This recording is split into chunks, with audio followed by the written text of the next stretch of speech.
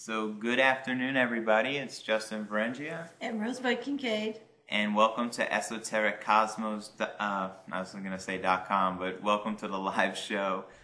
Today is October 19th. We're kind of excited. The weather broke. We're used to it being 100 degrees here in the Kissimmee area. It's 65 today, so it's just beautiful and kind of feels like a rebirth or something. Oh, yes, and I can actually, it's so refreshing to actually be able to breathe in the fresh air that's outside. All the windows and doors are open, and I'm just loving life right now. This is perfect for any kind of shift in consciousness for me, anyway. Yeah, and of course, as always, there's a lot to talk about. Rosebud's diligently going through videos to get the latest information so we could bring this forward to you. I just wanted to start by talking about the night vision goggles. I know last week I talked about them, but I only had like a couple hours under my belt of viewing. Now, like pretty much every day of the week, I spent like a half hour to an hour, did some viewing of the skies, and I just still blown away. I'm surprised everybody doesn't have a pair, because last night, within an hour, I seen about 8 of them.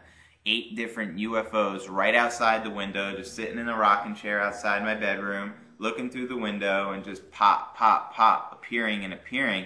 Also seeing something unique, so I cannot wait to see till I actually get a camera that fits in the lens so I can install it and actually record what it is I'm viewing. But it's almost like there's a Stargate or some sort of portal below the brightest star out there. I call it the North Star. I'm not even 100% sure if that's what it's called, but it's the brightest star out there at night. Right around that area, I see a flash of light, like some sort of portal. And then I'll see a UFO either flying right after I see that flash of light or right before it. So it's quite amazing, like what I'm capturing. And then I'll see UFOs really close up, really bright, just take off quicker than you could blink your eye. And then I'll see them from a distance and I could track them. Sometimes I see them blending in with the stars, and then all of a sudden they start moving. They'll turn into a huge orb, and then they'll just fade away into nothingness. It's incredible what we see out there. I think everybody, if you've never seen a UFO before, do your due diligence and hook up with someone that has a pair of these night vision goggles, because it's just amazing. I haven't looked forward to nighttime in my whole life like I do now, because what I'm able to see with a simple pair of night vision goggles. So I wanted to talk about that. What some people do on YouTube is, because there's a lot of night watchers that share their UFO footage from the night vision goggles, because you could see a lot of activity out there. So a lot of them I emailed, sent messages, and a lot of them just hold their camcorder to the eyepiece.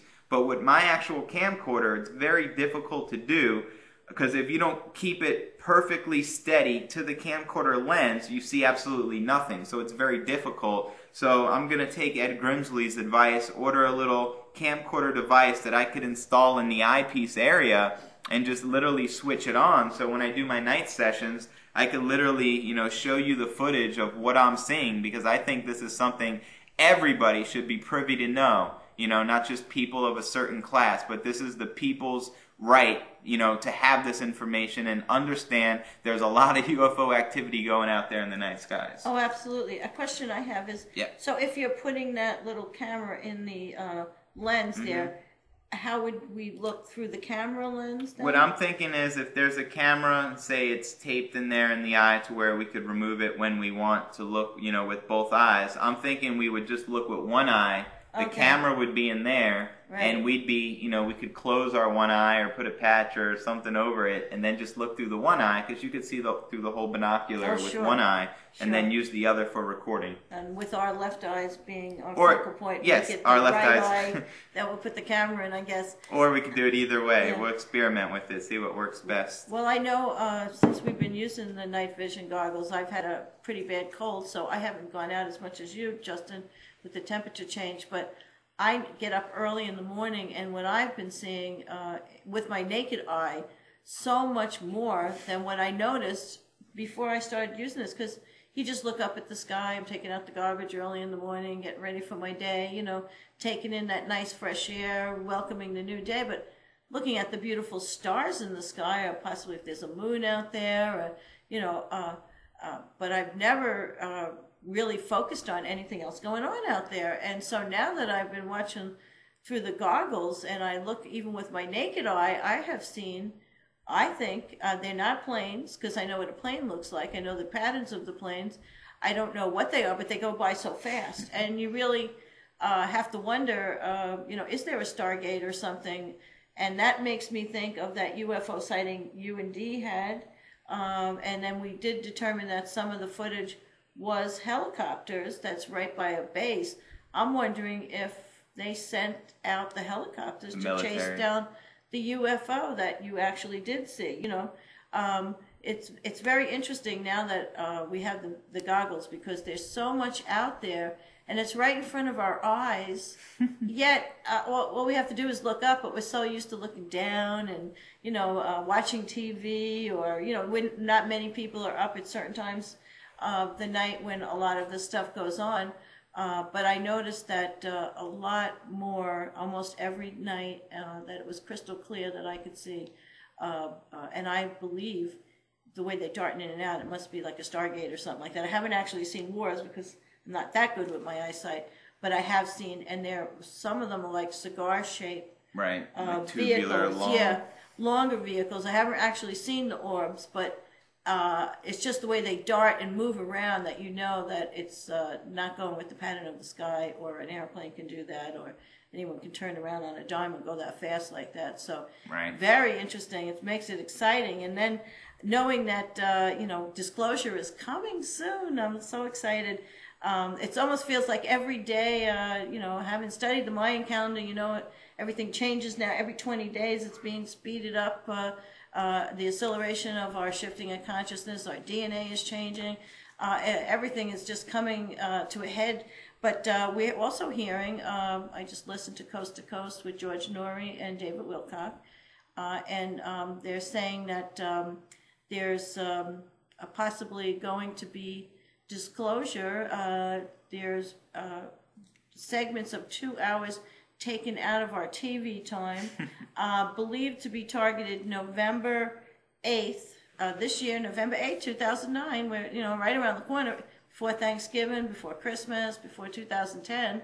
And interesting, there was a little analogy made that V the Visitor is coming out, and they're supposed to be these, superior beings that are coming to help us and save us and solve all our problems for world hunger and all that. And we all know that the plot of the movie is it's a trap, even in the movie. So V the Visitor is coming out, and not only, not even a week later, it's disclosure. And we think it's going to be ABC around 8 or 9 o'clock, 2 hours, where they're going to disclose about alien presence and bases on the moon, and just subtly, as I believe Barack Obama has... Like a public announcement from the president, from the government.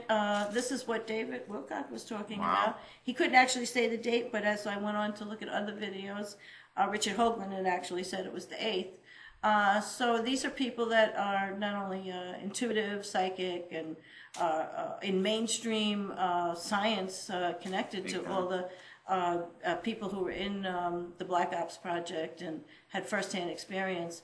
So for me, I'm just thinking this is very, very exciting, because everything that we've been working on is going to be showing up in our real life, and how it's going to be presented is going to be very interesting. V the Visitor, beautiful people, TV show, watch, probably going to be very popular. They're already have streamed in some commercials about it, and it's all like, we want to help you, we want to save you, we can, we want to solve your problems.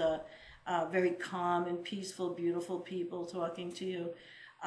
So I'm thinking this is the prelude to the real visitors that are here, and also how fast things, it's not even going to be V the Visitor and we watch the whole season, waiting for season 2 to come, hoping that we could get the DVDs on it, right?